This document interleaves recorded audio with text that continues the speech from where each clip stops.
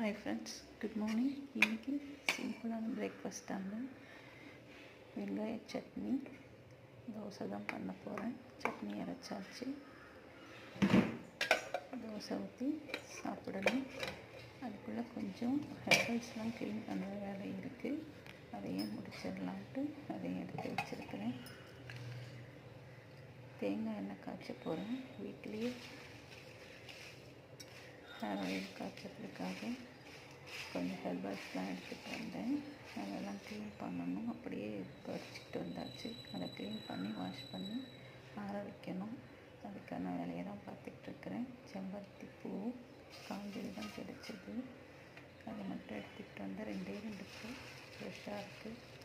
செம்பருத்தி இலை, கரிசலாங்கண்ணி, மருதாணி இவ்வளவும் வாஷ் பண்ணணும் ஃப்ரெண்ட்ஸ். நாங்களுக்கு அப்புறம் இன்னொரு வீடியோவில் காட்டுறேன் என்னென்ன போட்டு